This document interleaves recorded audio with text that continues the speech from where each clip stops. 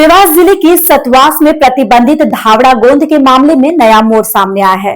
One विभाग द्वारा कार्रवाई के 18 दिन बाद सील की गई दुकान को खोला गया है। आरोप है कि एक व्यापारी इंदौर के लाइसेंस से सतवास में वन उपज का व्यापार कर रहा था। मामले में अब जैव विविधता बोर्ड भी जांच करेगा। देखिए खास रिपोर्ट। सतवास वन विभाग ने 12 मई को बड़ी कार्रवाई करते हुए गल्ला व्यापारी मुकेश ट्रेडर्स के गोदाम और घर पर सर्च वारंट के साथ छापेमारी की थी। कार्रवाई के दौरान गेहूं के ढेर में छिपाकर रखा गया करीब 8 क्विंटल प्रतिबंधित धावड़ा गोंद बरामद किया गया, जिसकी कीमत लगभग 5 लाख रुपए बताई जा रही है। इसके अलावा बड़ी मात्रा में चारोली, अचार की गुठली और महुआ फूल भी जब्त किए गए थे। कुल जब्त माल की कीमत करीब 15 लाख रुपए आकी गई थी। वन विभाग ने गोदाम को सील कर संबंधित दस्तावेज और लाइसेंस मांगे थे। व्यापारी द्वारा दस्तावेज इंदौर में होने की बात कहने पर विभाग ने 3 दिन का समय दिया था, लेकिन करीब 18 दिन बाद लाइसेंस और दस्तावेज पेश किए गए, जिसके बाद पंचों की मौजूदगी में महुआ फूल और अन्य सामग्री व्यापारी को सुपुर्द कर गोदाम की सील कर जिसके बाद पंचों की मौजूदगी में महुआ फूल और अन्य सामग्री व्यापारी को सुपुर्द कर गोदाम की सील खोली गई।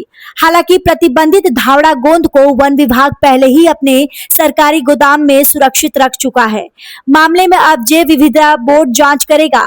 जांच में यह बात भी सामने आई है कि दुकान सतवास देवास जिले में संचालित हो रही थी, जबकि लाइसेंस इंदौर जिले का बताया जा रहा है।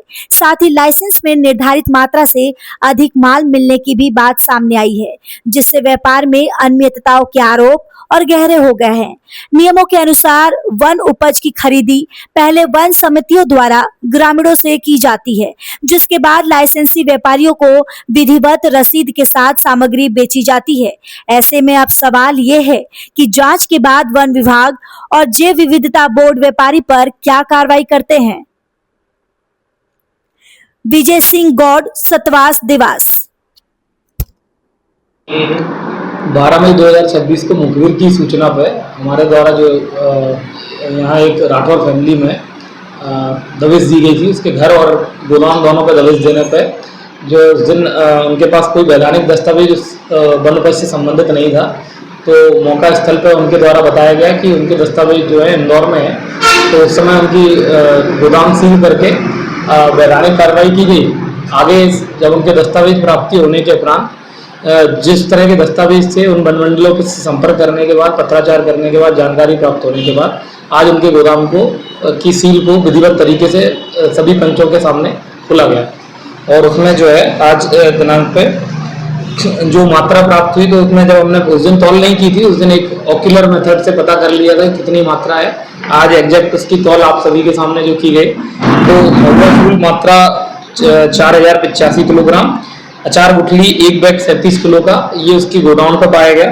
और जो घर में गोदाम बना रखा था, वहाँ महुआ फूल 2442 किलोग्राम, खुला 1200 किलोग्राम, तो टोटल 3642 किलोग्राम पाया गया। और अचार गुठली 36 क्विंटल 3657 किलोग्राम और अचार चूरी 2372 किलोग्राम मौके पर पाई गई, और जिसको जो है विधिवत उन्हीं को सुपुर्दगी में देके आगे की वैधानिक कार्रवाई जारी है।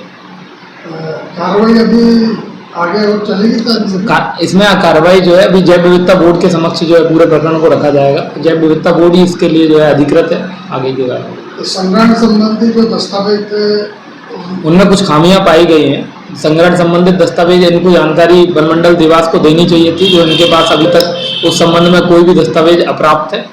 और जो मात्रा है वन उपज की मात्रा, वो भी जो इन्होंने जिनको लाइसेंस प्राप्त है जितने का, उससे जो है अधिक मात्रा में वो जानकारी प्रतिवेदन के माध्यम से वन मंडलाधिकारी महोदय, जो कि जैव विविधता बोर्ड के प्रधान सचिव होते हैं, उनको प्रस्तुत की जाएगी। कितने का माल होगा ये अभी कैलकुलेट करके मैं बता सकता हूँ। लगभग ये मान के चले कि 15 लाख के आसपास का, 10 से 15 लाख रुपए के आसपास। धावड़े का कौन जो प्रतिबंध है, उस पर जो है जब्ती की कार्रवाई करके आगे की कार्रवाई की जाएगी। बताया जा रहा है कि बाहर का लाइसेंस नहीं, गोंद पे जिले से बाहर के लाइसेंस की भी जो नियम है वो लागू नहीं होंगे।